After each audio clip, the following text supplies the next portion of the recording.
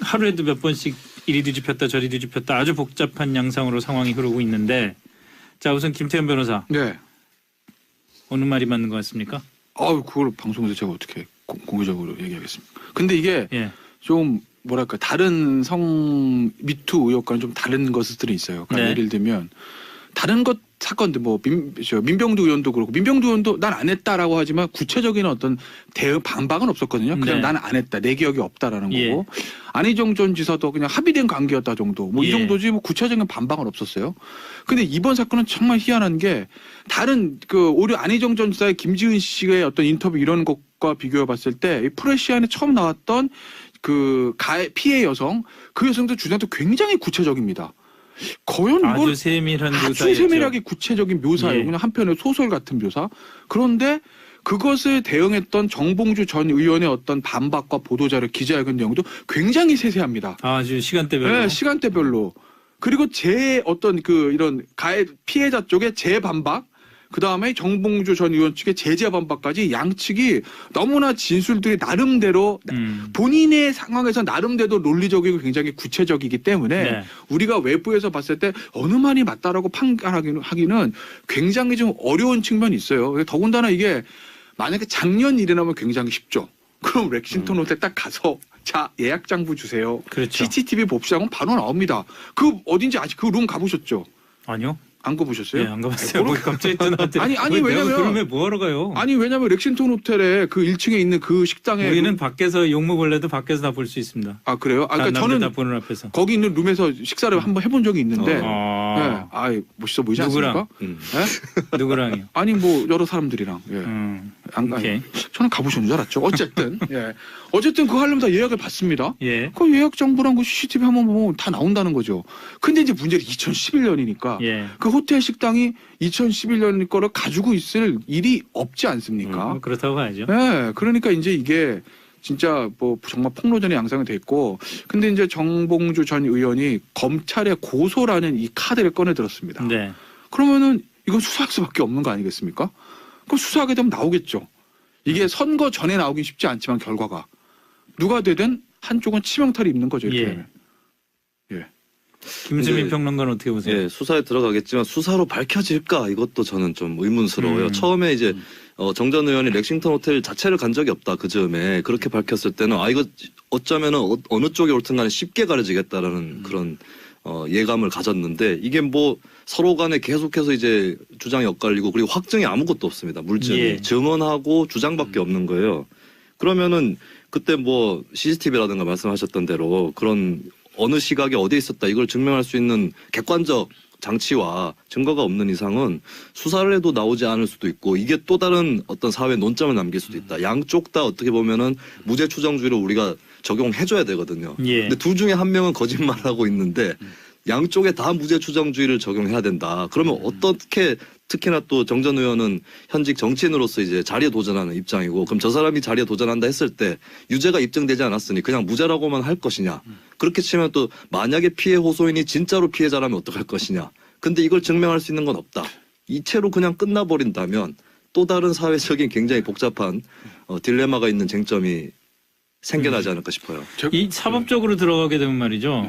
네. 그러니까 소위 허위에 의한 명예훼손이잖아요. 네. 누가 입증을 해야 됩니까? 그러니까 허위라는 일단은 걸. 그 전에 것부터 말씀드리면 네. 여자 쪽에서는 지금 법적으로 걸 수 있는 게 없죠. 그렇죠. 왜냐하면 이제 그걸 강제추행인데 2011년일 때 공소시효도 지났고. 친고죄고 뭐 그 문제 저 고소기간 문제가 있어서 이게 안 되고. 예. 그러니까 정봉주 전 의원 중에 칼을 뽑아든 건데 나름의 칼을 지금 공직선거법상의 낙선의 목적어라는 허위사실 유포 이거거든요. 예. 그러면 이거는 원래는 모든 형사 사건의 입증 책임은 검찰한테 있는 거예요. 무죄 추정의 원칙이 있기 때문에 수사기관이 이 사람이 유죄라는 것을 입증을 해서 재판에 가는 거죠. 그러니까 예. 만약에 이게 진짜 재판에 기소가 됐다. 예를 들어서 그러면은 여자 측이 피고인 측, 검찰이 이제 검찰 측 아니겠습니까? 네. 그러니까 유죄 입증 책임은 검찰한테 있는 거죠. 그런데 이게 이렇게 되면 실질적으로 쌍방이 피해자와 가해자가 갈리기 때문에 예. 그 유죄가를 입증되는 증거들을 이 여성 측, 고소를 당한 여성과 이 기자 측이 많이 갖다 주죠 검찰에. 우리 예. 이런 자료 있다고. 예. 근데 지금 제가 김수민 전 의원님과 제가 얘기를 나누다가 갑자기 생각난 게 있었어요. 네.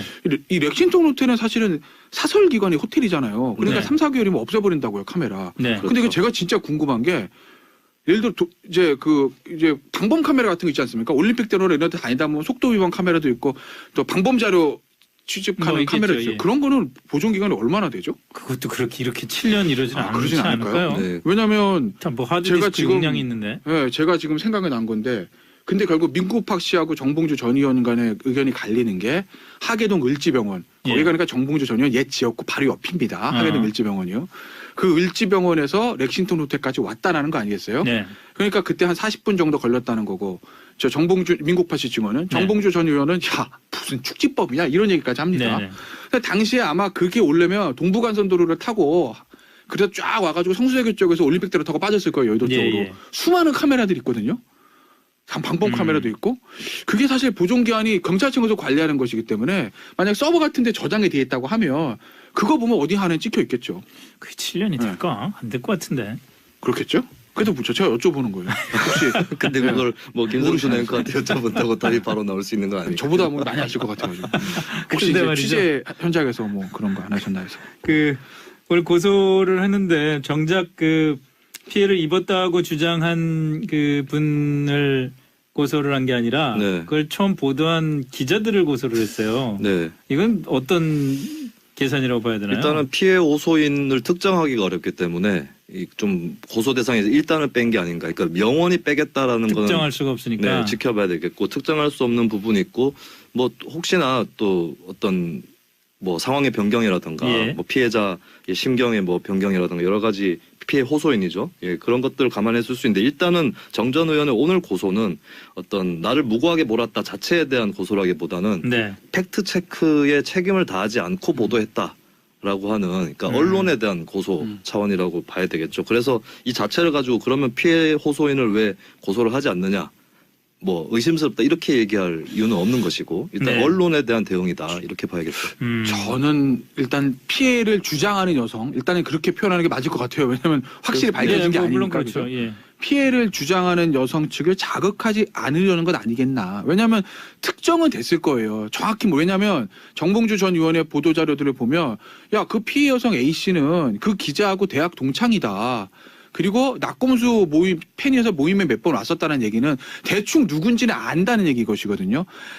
주민등록번호 주소까지 모르죠. 이름이나 어느 정도 그 정도까지는 어느 정도는 파악하고 있다고 볼 수밖에 없는 거죠. 그렇게까지 나왔다는 얘기는. 네. 야 나 그 여자 누군지도 몰라가 아니라. 네. 그런데도 만약에 그 고소를 뺐다는 건 이제 앞서 말씀하신 것처럼 언론에 대한 대응이 하나 있고 굳이 지금 피해를 주장하는 쪽을 자극을 해서 확전을 시키는 것을 조금 막으려는 건 아니겠나 뭐 그런 의도도 좀 있지 않나 그렇게 보여요.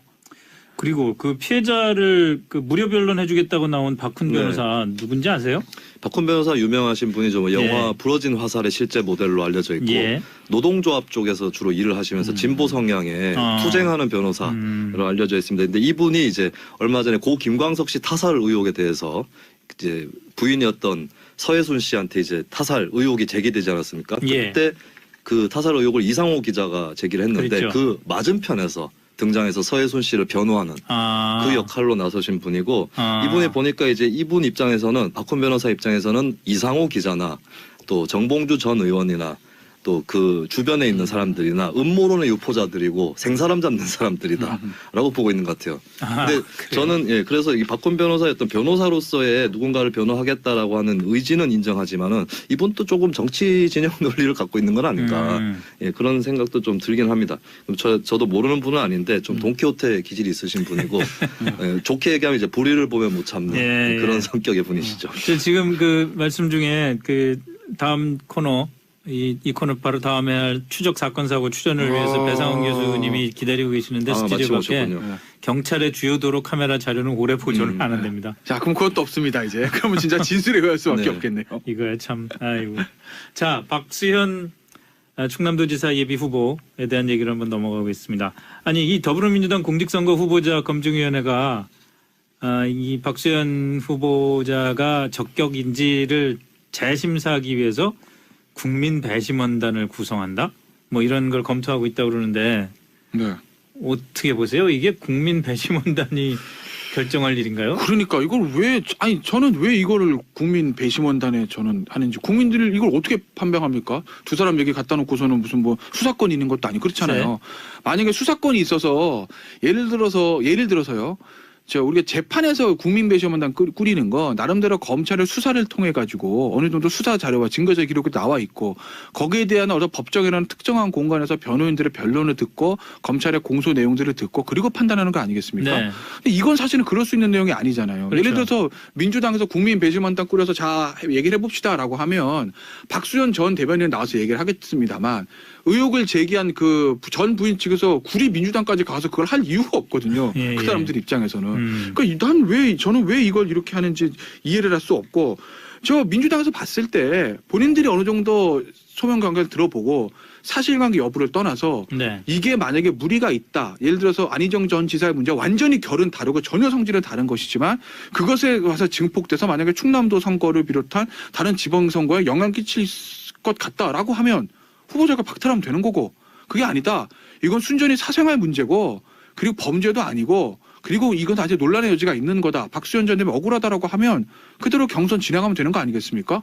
이걸 왜 이제 본인들이 결정하지 못하고 국민 배심원단이라는 이런 다른 사람들의 좀 궁금해요. 칼을 빌려가지고 이렇게 하려는 저는 김수민 납득이 되지 평론가는 않아요. 어떻게 네. 생각하십니까? 그러니까 사실관계에 대한 파악이나 또 사리분별을 해줘야 되는 상황에서 쉽고 성급하게 정무적 판단을 들이대는 것도 문제지만 정무적 판단을 할 거면 책임지고 예. 당에서 결정을 하는 모습을 보여야지 또 이런 식으로 배심원단한테 떠맡기는 예. 이거는 정당의 외주화라고 하는 경향이 왜 선거 때만 되면은 공천심사위원회 따로 꾸리고 혁신위원회 따로 꾸리고 심지어 혁신위원장이 그 당 당원도 아니에요. 이제 이게 꼭 지금 일부러 그러죠. 예, 이게 예. 지금 주요 정당의 주요 문화가 되고 있는데 이것조차도 지금 이제 외주화 비슷한 그런 이건 좀 자신감 부족이라고 보시는 건가요? 자신감 부족도 있고 책임감 부족이 더 크고요. 그다음에 스스로 일단 떠안고 어떻게든 처리하겠다. 어떤 이정표로 남기겠다. 이런 의지가 별로 없는 것이죠. 그래서 그냥 선거에 이게 유리한가 불리한가 이거에 대한 판단만 남아 있는 건데 본질적으로 그것도 조금 배심원단의 눈치를 보는 것이죠. 본질적으로 유권자 눈치를 보겠다는 거죠. 국민 배심원단을 구성하겠다는 게 그렇죠. 유권자들 분위기가 박수현 뭐 나와도 돼. 뭐 네. 이런 거면 그냥 거기에 얹혀서 가는 거고. 그렇죠. 유권자에서 배심원을 추출하는 형태로 예. 그렇게 해서 가겠다는 건데 근데 계속 말씀드리는 거지만 이건 일단 뭐 내연 관계냐 아니냐 이게 중요한 게 아니라 특혜 예. 공천이었느냐 그 부분을 조사를 해야 될 것이고 그렇죠. 당에서 예. 그런 거는 진상 조사를 당에서 적극적으로 당 내에서 충분히 할 수 있는 문제거든요. 계속해서 지금 민주당이 이걸 어찌할 바를 모르는 이런 상황으로 계속 치닫고 있는 것 같아요.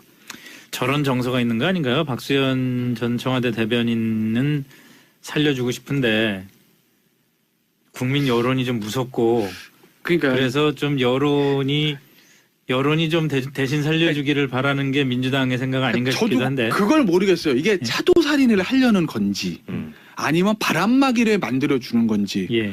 왜냐하면 결론은 완전히 다르지만 공통적인 거는 우리가 결정하기엔 너무 부담되는 걸요. 네. 이겁니다. 그러니까 얼마 전에 민주당 입장에서 아마 자진 사퇴를 권유했다라는 얘기가 한번 어저께인가 나왔어요. 그렇죠. 그 기류가 맞다고 하게 되면 이거 정리를 해야 되는데 청와대 대변인까지 했었고 정리하기엔 부담스럽고 우리가 그러니까 국민 검증위원단 해서 뭐 하면은 정리되지 않겠어? 요 차도살인 요건지 아니면 말씀하신 대로 아깝고 왠지 박수현 전 대변인 나가면 당선될 수 있을 것 같고 네. 면죄부만 잘 만들어주면 예. 근데 우리가 괜찮다고 하게 되면 여론이 좀 안 좋을 거고 야당에서 그러니까. 공격 들어올 거고 그러니까 다른 사람의 어느 손을 빌려가지고 방패를 만들어주는 거지 차도 살인인지 차 방패 뭐라고 그럴까요 사면인지 어느 쪽인지는 하여튼 활인인가 활인인가 차방 활인인지 어쨌든 중요한 건 민주당이 스스로 결정하고 싶진 않고 남의 손을 빌려서 좀 면피하고 싶다. 그건 맞는 것 같아요. 이게 당내 리더십의 부재하고도 연관이 있는 게요. 일단은 민주당의 확실한 리더는 문재인 대통령이라고 볼 수 있어요. 예. 근데 문제는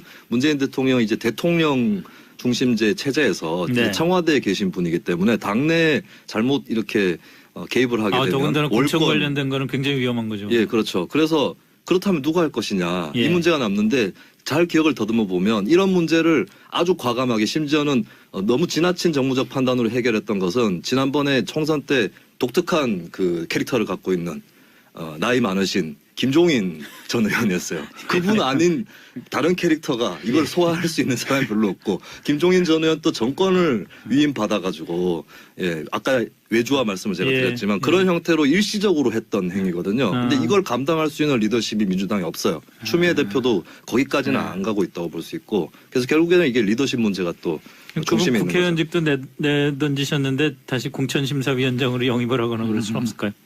아 그분요. 아 그분 뭐 탈당하셨기 때문에 다시 돌아갈 수는 없겠죠. 자, 안희정 전 충남지사 이번에는 검찰이 오늘 오후에 충남도청 압수수색에 들어갔어요. 아, 그렇죠.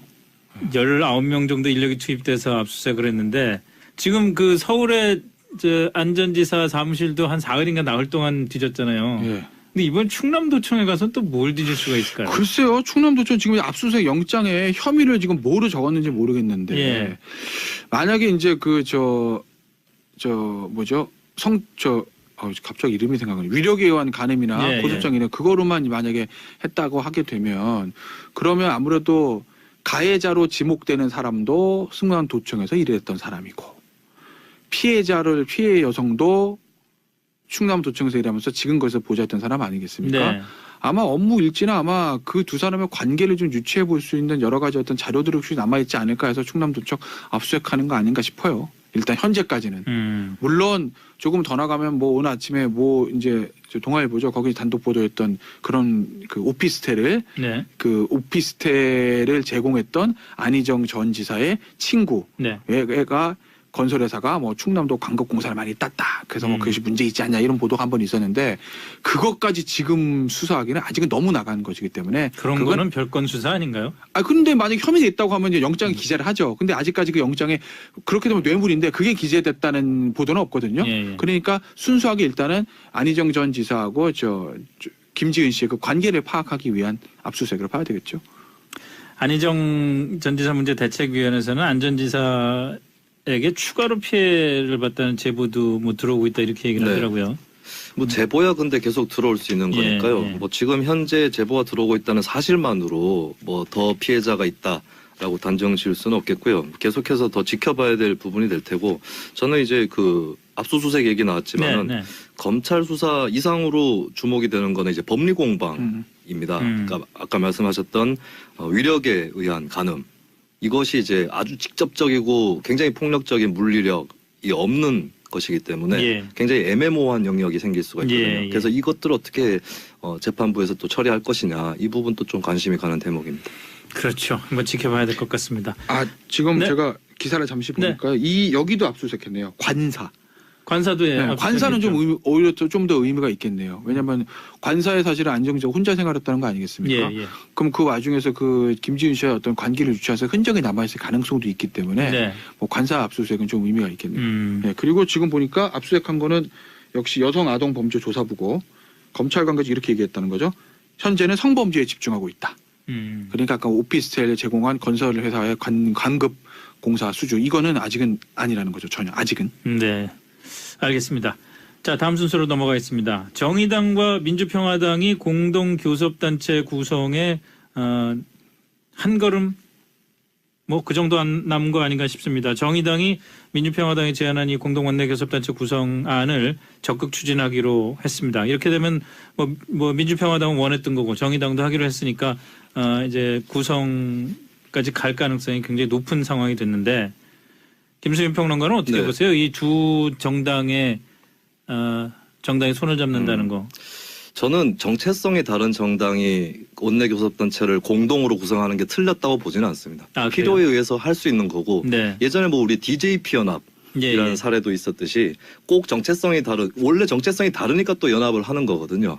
아니, 다만 동어 반복인 것도 있는데. DJP 연합 같은 경우에는 정체성이 다른 부분을 인정을 하지만 정책적으로 한 가지 방향을 네. 선택을 한 거죠, 사실. 그래서 그렇죠. 근데 그에 비하면 원내교섭단체 공동구성은 정책이 네. 다르면 또 따로 갈 수 있는 부분이 있거든요. 예. 근데 저는 정의당은 손해를 보고 있을 것이라고 생각을 합니다. 왜냐하면 그래요? 민주평화당은 원내교섭단체를 해봤던 사람들이잖아요. 네. 그래서 최근 들어서 비교섭단체가 되면서 금단 증상에 시달렸어요. 네. 근데 그걸 끊어낼 수 있는 그걸 잡은 건데 정의당은 뭐 정의당 입장에서 상임위에 간사를 둔다거나 네. 여러 가지 혜택이 몇 개 있습니다만 저는 정의당이 독자 노선이 지금 제대로 정립이 안 됐고 민주당과의 차별 지점이 잘 안 보이는 정당이 돼서 예, 예. 그게 위기라고 보거든요. 네. 그렇다면은 저는 오히려 정의당이 사회운동 정당이라고 흔히 불리우는 예. 뭐 더 쉽게 노골적으로 얘기하면 운동권 정당으로의 성격을 더 강화해야 된다. 아, 예, 과거에 선명성. 그렇죠. 민주노동당이 예전에 견제했을 때 예를 들어서 카드 수수료율 인하 운동이라든가 네. 길거리로 나서는 네. 모습들을 더 많이 보여줘야 예, 소수 정당 단계에서는 사회적 활력, 원외 활동을 잘 해야 결국 기회가 오고 나중에 수권 정당이 되는데 지금 정의당은 너무 지나치게 우리는 이제 제도권 정치를 해야 돼라고 하는 자의식에 너무 빠져 있는 게 아닌가. 그래서 저는 예단일 수 있겠지만은 정의당 입장에서는 남는 장사는 아닐 거라고 봅니다. 아니 뭐 자식도 자식이지만 한 번도 못 해본 원내교섭단체 안에 들어가 보려고 네. 하는 그런 욕심은 생길 거 아니에요. 간사도 한번 해보고 네. 뭐 그런 식으로. 그 뭐 욕심 한도 끝도 없죠. 뭐 원내 있으면 또 원내 한번 들어가 보고 싶고 네. 원내 있으면 또 원내 교섭단체 한번 해보고 싶고 네 그런 식으로 그냥 근데 이제 어지간하면 좀 독자적으로 그걸 성취하는 모습을 보여주는 게 더 그러니까 낫죠. 결과적으로 그러면 정의당이 민주평화당과 공동원내교섭단체를 구성을 해서 네. 의정 활동을 함으로 해서 정의당은 오히려 존재감이나 자생력 같은 것들이 오히려 더 떨어질 수 있다 이렇게 보시는 그렇죠. 건가요? 독일에서도 소수 정당이 연정을 통해서 예. 다수 정당과 손을 잡고 집권까지 하는 그런 사례도 있는데 예. 그 역효과가 있어요. 그럼 음. 쟤들은 굳이 독자적으로 생존해야 될 이유가 뭐지? 예. 라고 하는 그래서 독일의 자민당 같은 경우도 계속 연정을 하다가 결국에 지지난 총선 때 한번 원외 정당으로 수십 년 아. 만에 밀려난 적이 있습니다. 아. 그래서 그런 사례를 봤을 때는 소수 정당 입장에서는 이게 죽음의 키스에 가까운 아 그렇군요. 네, 그런 현상이라고 봐요. 너무 멋진 분석이신데요. 이거보다 더 멋지게 한번 분석을. 정말 감동, 박수. 진짜 그런 것 같아요. 정의당 입장에서는. 저는 이상적이진 않죠. 예. 안 좋은 거죠. 예. 하지만 현실의 문제는 있어요. 그러니까 제가 이게 평화당과 민주평화당과 정의당 제가 봤을 때 정체성이 아주 다릅니다. 많이 다르죠. 많이 달라요. 그럼에도 불구하고 원내교섭단체 만들었다. 왜 했을까요? 교섭력을 높이는 거, 그다음에 더 중요한 거, 본인들은 그렇게 얘기 안 하겠지만 국고보조금 문제가 있습니다. 예. 근데 생각해 보면 더 어이없었던 원내교섭단체도 있어요. 예전에 18대 때 선진과 창조연대, 네. 자유선진당과 창조한국당은 완전히 결이 다르지 않습니까? 네, 네, 근데 네. 선진과 창조연대라는 말도 안 되는 교섭단체를 만들었다는 거죠. 그러니까 현실의 문제가 걸려있기 때문에 본인들 이게 정체성 문제도 있고 정의당에서도 아마 김수미 평론가가 했었던 고민을 했을 겁니다. 당내 반발이 있을 거예요. 있었죠. 당연히 네. 있겠죠. 하지만 이거 국고보조금 문제도 있고 이거 뭐 이렇게 해서 우리 원내교섭단체로서의 죄송한데 국고보조금은 달라지는 게 없답니다. 그래요? 예. 네. 그럼 그건 빼겠습니다. 어쨌든 우리가 위치가 좀 달라지고 교섭력이 강해지는 그런 문제들에 있어서 실질적인 이득이 있기 때문에 하는 건데 그 현실적 유혹을 떼줄 수가 없다는 거죠. 그러니까 제가 하나 제안하는 거는요. 국회법 바꿔야 돼요.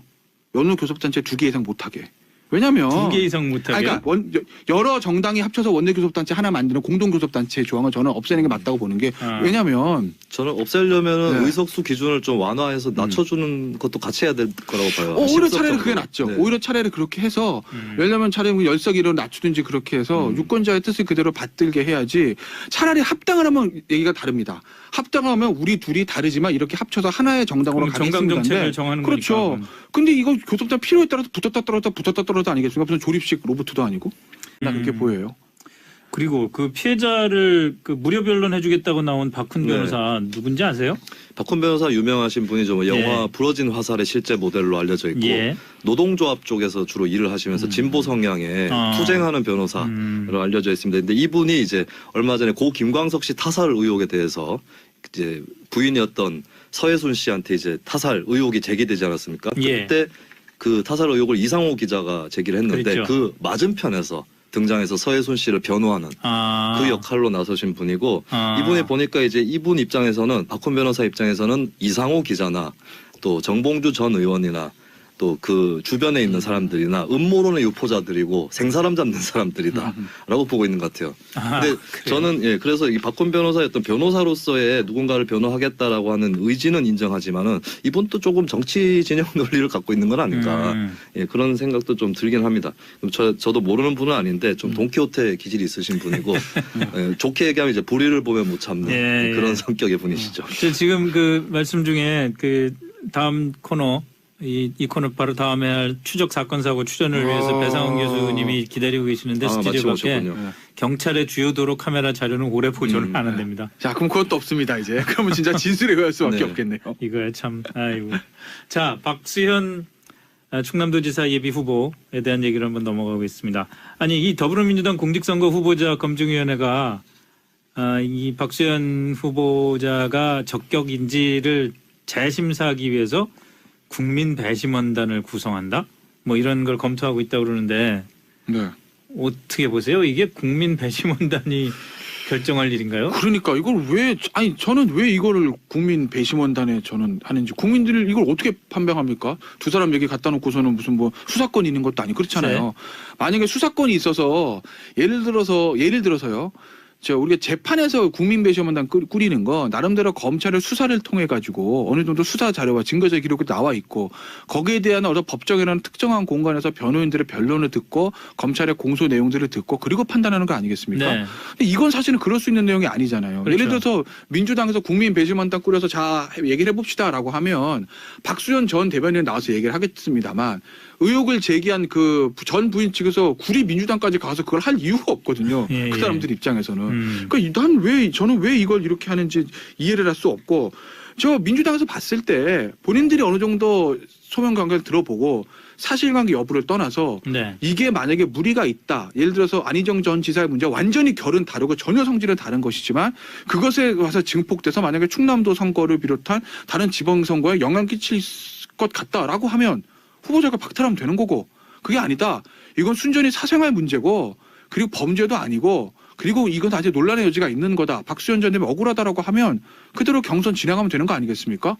이걸 왜 이제 본인들이 결정하지 못하고 국민 배심원단이라는 이런 다른 사람들의 좀 궁금해요. 칼을 빌려가지고 이렇게 하려는 전 김수민 납득이 되지 평론가는 않아요. 어떻게 네. 생각하십니까? 그러니까 사실관계에 대한 파악이나 또 사리분별을 해줘야 되는 상황에서 쉽고 성급하게 정무적 판단을 들이대는 것도 문제지만 정무적 판단을 할 거면 책임지고 예. 당에서 결정을 하는 모습을 보여야지 또 이런 식으로 배심원단한테 떠맡기는 예. 이거는 정당의 외주화라고 하는 경향이 왜 선거 때만 되면은 공천심사위원회 따로 꾸리고 혁신위원회 따로 꾸리고 심지어 혁신위원장이 그 당 당원도 아니에요. 이제 이게 꼭 지금 일부러 그러죠. 예, 이게 네. 지금 주요 정당의 주요 문화가 되고 있는데 이것조차도 지금 이제 외주화 비슷한 그런 이건 좀 자신감 부족이라고 보시는 건가요? 자신감 부족도 있고 책임감 부족이 더 크고요. 그다음에 스스로 일단 떠안고 어떻게든 처리하겠다. 어떤 이정표로 남기겠다. 도청에서 일하면서 지금 거기서 보좌했던 사람 아니겠습니까? 네.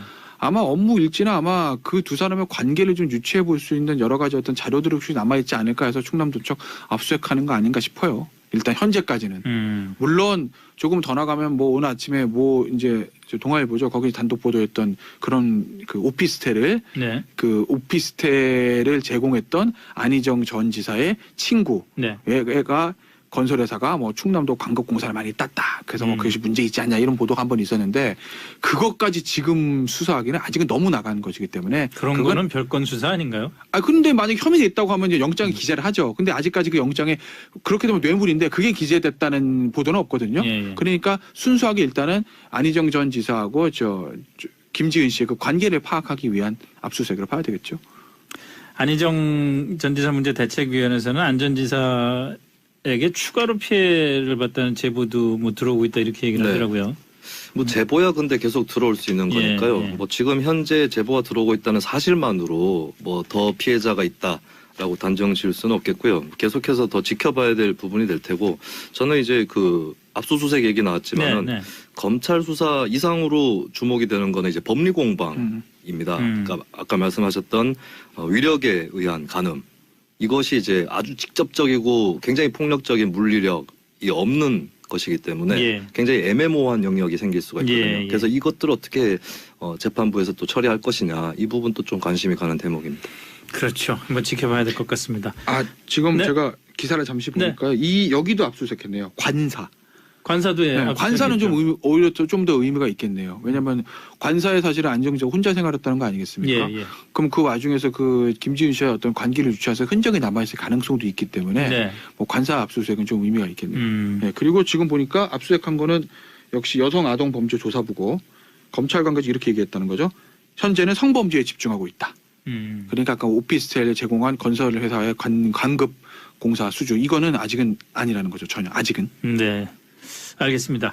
자, 다음 순서로 넘어가겠습니다. 정의당과 민주평화당이 공동 교섭단체 구성에 한 걸음 뭐 그 정도 안 남은 거 아닌가 싶습니다. 정의당이 민주평화당이 제안한 이 공동 원내 교섭단체 구성안을 적극 추진하기로 했습니다. 이렇게 되면 뭐 민주평화당은 원했던 거고 정의당도 하기로 했으니까 이제 구성까지 갈 가능성이 굉장히 높은 상황이 됐는데 김수민 평론가는 어떻게 네. 보세요? 이 두 정당의 정당이 손을 잡는다는 거.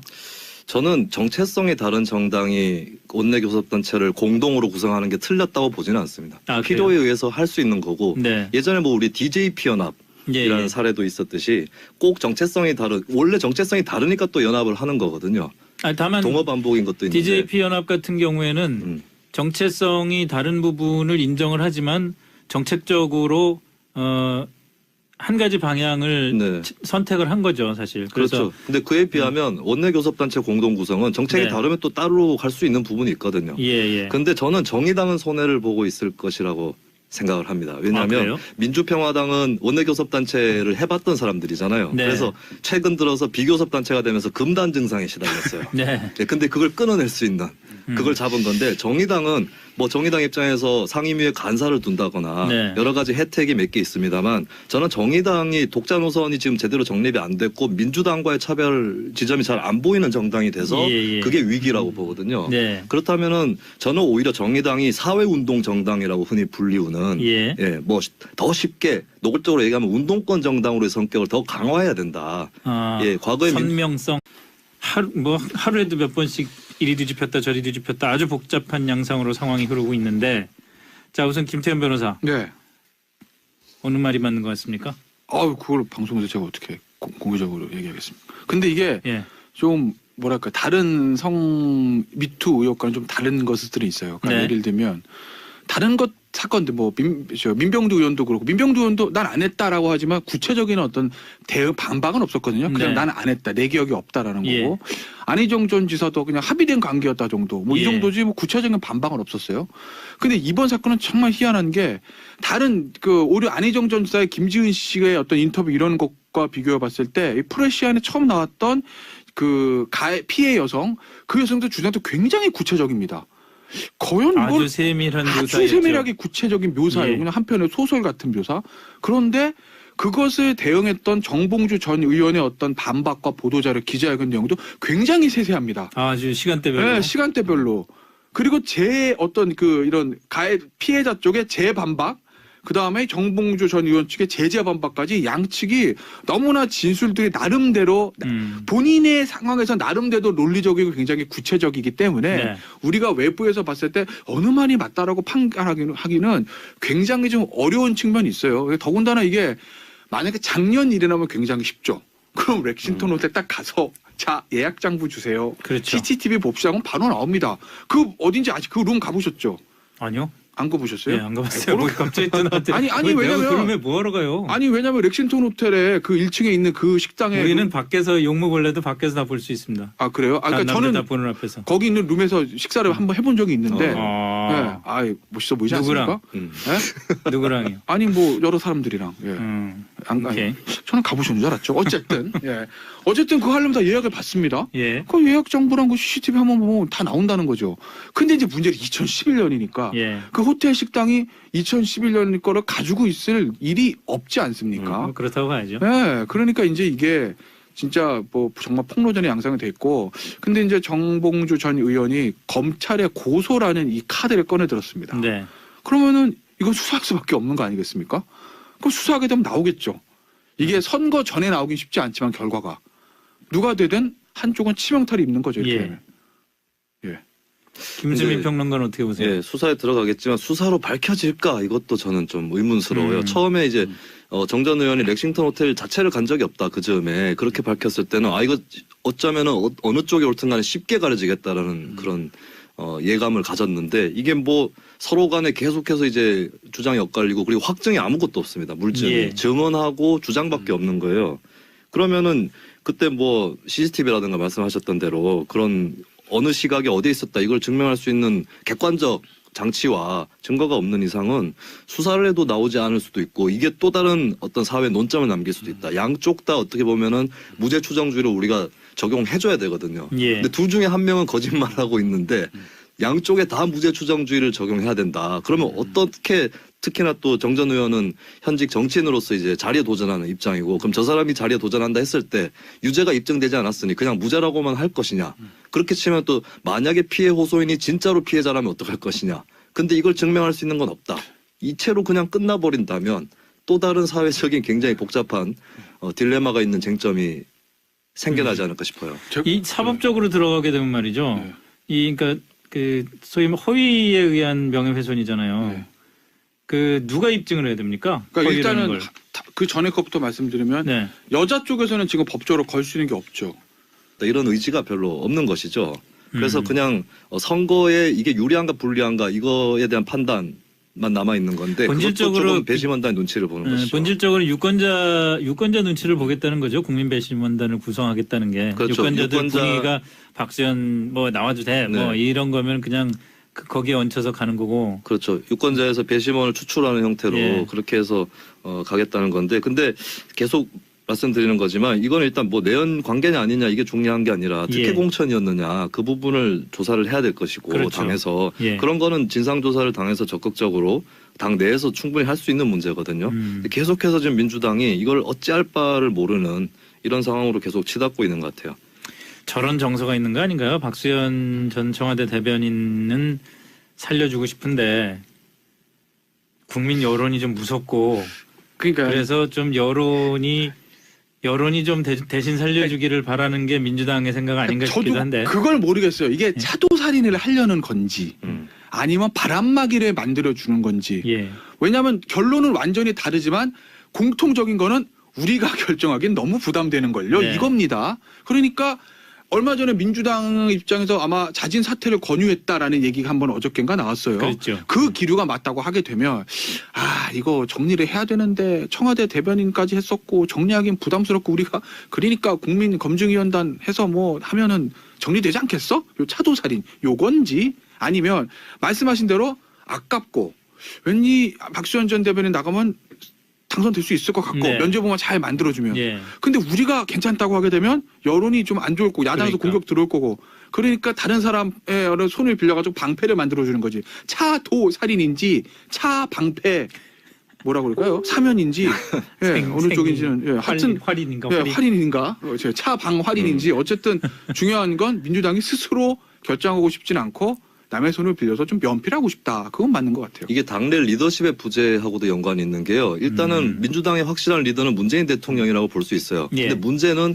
문재인 대통령이 이제 대통령 중심제 체제에서 네. 청와대에 계신 분이기 때문에 당내 잘못 이렇게 개입을 하게 되면 더군다나 공천 올권- 관련된 거는 굉장히 위험한 거죠. 예, 그렇죠. 그래서 그렇다면 누가 할 것이냐 예. 이 문제가 남는데 잘 기억을 더듬어 보면 이런 문제를 아주 과감하게 심지어는 너무 지나친 정무적 판단으로 해결했던 것은 지난번에 총선 때 독특한 그 캐릭터를 갖고 있는 나이 많으신 김종인 전 의원이었어요. 그분 아닌 다른 캐릭터가 이걸 소화할 수 있는 사람이 별로 없고 김종인 전 의원 또 정권을 위임받아가지고 아까 외주화 말씀을 제가 예. 드렸지만 그런 형태로 일시적으로 했던 행위거든요. 근데 아. 이걸 감당할 수 있는 리더십이 민주당에 없어요. 추미애 대표도 거기까지는 안 가고 있다고 볼 수 있고 그래서 결국에는 이게 리더십 문제가 또 중심에 있는 거죠. 국회의원직도 내던지셨는데 다시 공천심사위원장으로 영입을 하거나 그럴 수는 없을까요? 아 그분요. 아 그분 뭐 탈당하셨기 때문에 다시 돌아갈 수는 없겠죠. 자, 안희정 전 충남지사 이번에는 검찰이 오늘 오후에 충남도청 압수수색에 들어갔어요. 그렇죠. 19명 정도 인력이 투입돼서 압수수색을 했는데 지금 그 서울의 안전지사 사무실도 한 사흘인가 나흘 동안 뒤졌잖아요. 예. 근데 이번 충남도청에 가서 또 뭘 뒤질 수가 있을까요? 글쎄요. 충남도청 지금 압수수색 영장에 혐의를 지금 뭐로 적었는지 모르겠는데 예. 만약에 이제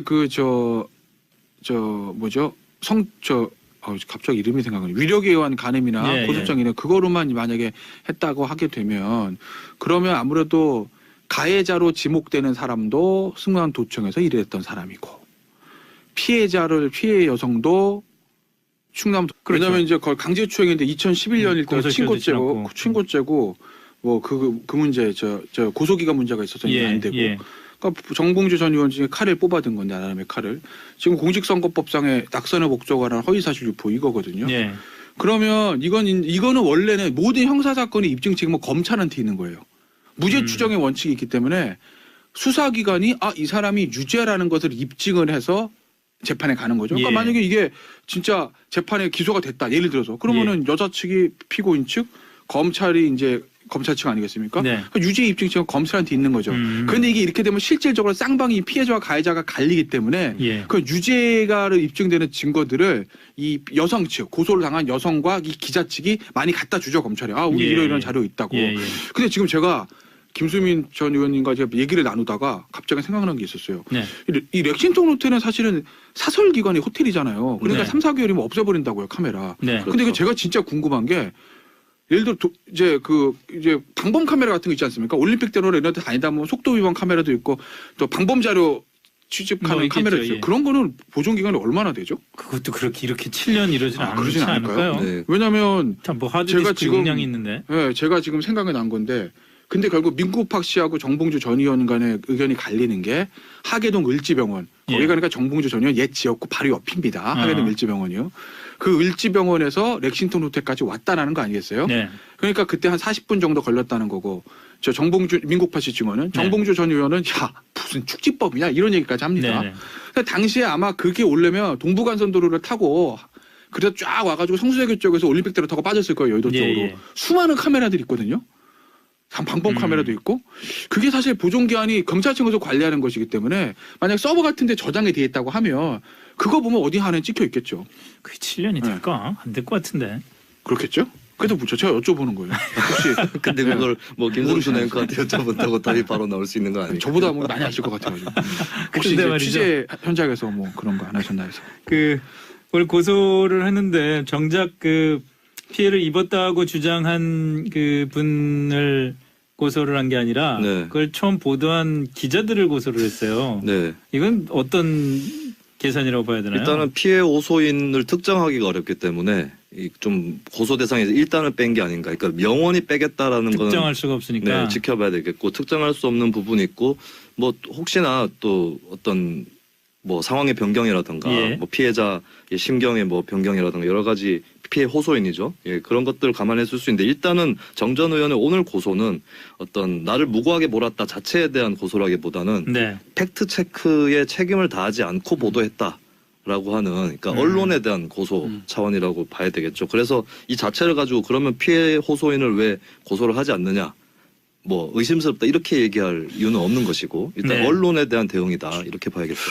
저는 일단 피해를 주장하는 여성 일단은 그렇게 표현하는 게 맞을 것 같아요. 왜냐하면 확실히 밝혀진 게 뭐 아니니까. 물론 그렇죠. 그죠? 예. 피해를 주장하는 여성 측을 자극하지 않으려는 것 아니겠나. 왜냐하면 특정은 됐을 거예요. 정확히 왜냐하면 정봉주 전 의원의 보도 자료들을 보면 야 그 피해 여성 A 씨는 그 기자하고 대학 동창이다.